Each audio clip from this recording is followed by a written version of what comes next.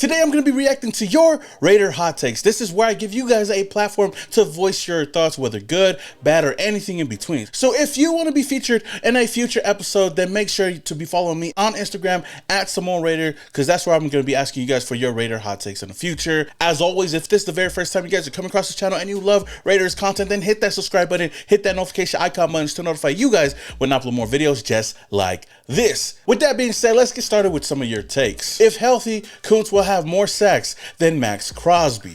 Now, I would definitely agree with you on this one because, yes, Max Crosby is the heart of the defense. He's going to be the guy that's going to go out there and command double teams. And even when he does have double teams, Max Crosby always comes out and delivers. But that's not to say that Malcolm Koonce can also, match that same energy. We seen him 2 years ago at the end of the season when AP took over. I believe he had 8 sacks in the last couple of weeks under AP. So the ceiling is really high for him, and coming off of injury, I don't know how healthy he's going to be, but knowing that Max Crosby, like I said earlier, is going to command a lot of double teams out there, it's going to free up a lot more opportunities for Malcolm Koonce to go out there and get a lot of sacks. And I feel like this could be Malcolm Koonce's breakout year. He did sign a 1-year proven deal with the Raiders, and I do believe that he's going to be worth the money that we paid him for. If I had to put a number on the amount of sacks that I do believe that Malcolm Koonce can have, I would put it around 10 to 12, maybe 10 to 13 sacks, and I do think that would be more than enough. 2024, 2025, and 2026 drafts will be the foundation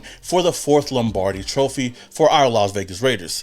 And honestly, as optimistic as I always am, I actually can see this happening. We have been building a foundation here in Las Vegas. And last year, I know I talked about it in yesterday's video with Tom Telesco. Even though he had only 1 season with the Raiders, I did think that he started to build a foundation with the draft that we had last year. We didn't get a quarterback, but we got Brock Bowers, the best tight end and best offensive weapon, I think, last year coming into the NFL season. Not only that, he also went out and got JPJ and then got DJ Glaze to help out with the offensive line. Now, going into this year's draft, we know how great the draft was. We've been getting a lot of praise from everybody, getting Ashton Jeanty, Jack Besh, Dante Thornton. We got Darian Porter. We got the 2 offensive linemen, Caleb Rogers and Charles Grant. So with that and the addition of bringing in Pete Carroll and bringing in John Spytek, I feel like the Raiders right now are slowly trading upwards right now. And who knows how the season is going to be. I do believe that it's going to be a much better season than we had last year. I think the only way to go is up. But you add that into next year's draft too, which I do believe that draft is going to be the cherry on top for the Raiders. I think this year is the year that we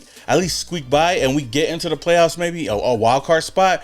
But next year is going to be the year that we start to compete if everybody's healthy and if everybody plays up to their potential. Geno bench week 5. Well, I did ask you guys for some hot takes, and I believe that this one is really hot. Now, I feel like Geno Smith is the best quarterback that we've had since Derek Carr left. We haven't had no stability at the quarterback position, and Geno Smith, with the track record that he did have playing with the Seattle Seahawks under Pete Carroll, coming over here, he has a bit of a chip on his shoulder. And I feel like, optimistically, I feel like the Raiders are going to do a great job this year with Geno Smith under center. But who knows? Anything can happen. I said the same thing last year with Gardner Minshew. I said the same thing with Jimmy G the year before, and we just ended up in the same damn place. So with Geno Smith, of course, I think that the future is more brighter with him. I feel like the offense can move better with him, especially with the weapons that we did bring in, Ashton Jeanty, Jack Besh, Brock Bowers, and even still having a guy in Trey Tucker and Jacoby Myers at the receiving position, plus a solid offensive line.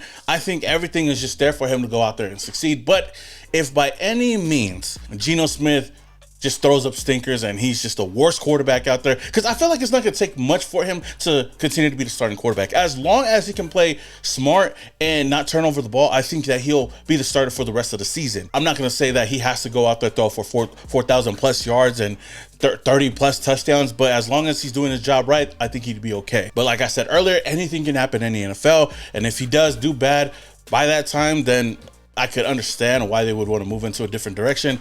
But honestly, I don't see it happening at all. I don't think that Geno Smith is going to play that bad to where we have to go right back to AOC. Heck, even Cam Miller. The only way I see any of those guys taking over the starting spot is if they outperform Geno Smith in preseason and even at training camp. And that's even hard to see. I don't see Geno Smith being benched at all this season. I think he's going to play all 17 games as long as he stays healthy. Ashton Jeanty going for 1,400 plus rushing yards and 12 plus touchdowns, winning Offensive Rookie of the Year. Raiders go 10-7 and make the playoffs as the 7 or 6 seed. Woo, woo, woo. Woo!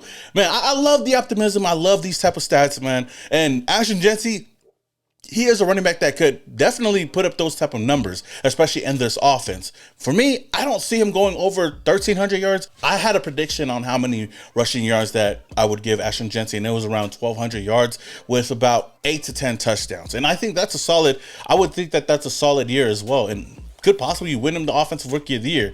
But I wouldn't put it past him because he's done a lot of great things, and seeing what he did over there at Boise State, he can definitely put the team on his back. The main thing is going to be how well our offense is ran and also how well the offensive line will be. I do think with the quarterback play of Geno Smith, it's going to definitely complement Ashton Jeanty, but it's all going to depend on how well the offensive line holds up for Ashton Jeanty. Yes, he did great things in college, but we've seen how he looked when he played Penn State. It ain't the same game as it is in college, but I do expect him to be one of the top backs, if not the top back in the NFL. Thornton Jr. takes Tucker's spot. Now this, I'm not gonna lie to you guys, I can actually see this happening. Yeah, Trey Tucker has a high ceiling, and he did look pretty good last year in spurts. He didn't break out as the guy to, be the wide receiver 2 or be that deep threat that we could use on a consistent basis. But Thornton Jr., with all the praise that he's been getting and training camp, OTAs, with the size that he has and the speed that he possesses, he can be the guy that take over Trey Tucker's spot on this team. We'll have to wait and see, but from everything I've been hearing, at least, it seems like that could actually happen. Because, of course, Jacoby Myers should be the wide receiver 1, Jack Best should be the wide receiver 2, and that wide receiver 3, wide receiver 4 spot's going to be up for grabs. And I would say that I would agree with you. I can see Dante Thornton Jr. being the wide receiver 3, taking over Trey Tucker's spot. And last but not least, we win the AFC West only if healthy. And the key word is if, because I do believe that this team has all the weapons. We have the players on the team to go out there and succeed. We've seen it last year. We had the defensive line didn't look as great as they did the year prior under AP because we had a lot of injuries on the defensive line. That's why we had to bring in a guy like Caleb Von Chason and all these other guys to kind of come out and perform, like Jonah Laulu. But we do have Adam Butler back. We do have Jonah Laulu back. We do have Malcolm Koonce returning from injury, and Christian Wilkins right now.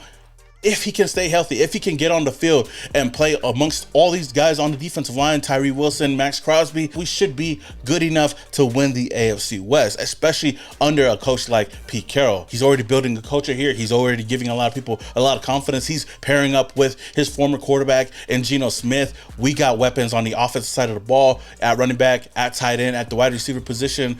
Offensive line is underrated. So with all those pieces, if everybody can stay healthy, if everybody does their job, then I do believe that the Raiders can win the AFC West. It's going to be kind of hard, but if they do stay healthy, I can see it happening. And even at that, if we don't win the AFC West, I don't think that it's over. As long as this team can go out there and look competitive each and every single game, that's the main thing that I'm taking out of this season, especially for the first season under Pete Carroll.